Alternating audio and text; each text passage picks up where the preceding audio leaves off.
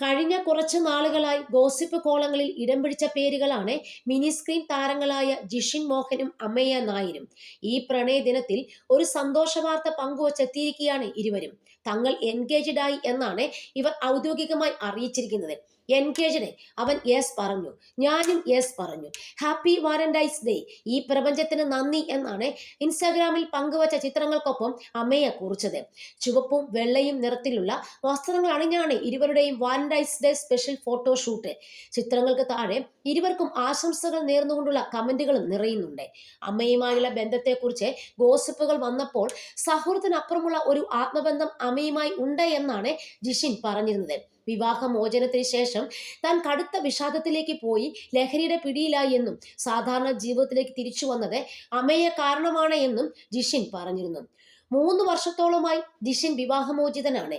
Cinema serial താരം വരദയായിരുന്നു ജിഷിൻ വിവാഹം ചെയ്തിരുന്നത്. ഇവരുടെയും പ്രണയ വിവാഹമായിരുന്നു. ജിഷിനും വരദയ്ക്കും ഒരു മകനുണ്ട്. കഴിഞ്ഞ 1 വർഷത്തോളമായി ജിഷിൻ മോഹൻ അമയ നായർ ബന്ധത്തെക്കുറിച്ച് പലതരത്തിലുള്ള വാർത്തകളും സമൂഹ മാധ്യമങ്ങളിൽ വന്നിരുന്നു.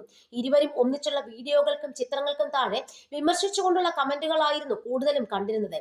അമ്മയുമായുള്ള ബന്ധത്തെക്കുറിച്ചുള്ള ചോദ്യങ്ങളോടെ സൗഹൃദത്തിനപ്പുറമുള്ള ഒരു ആത്മബന്ധം അമ്മയുമായി ഉണ്ട് എന്നാണ് ജിഷിൻ മുൻപ് മറുപടി പറഞ്ഞിട്ടുള്ളത്. ആ ആത്മബന്ധത്തെ നിങ്ങൾ എന്തു തന്നെ പേരിട്ട് വിളിച്ചാലും അവിഹിതം എന്ന് മാത്രം പറയരുത് എന്നും ജിഷിൻ പറഞ്ഞിരുന്നു.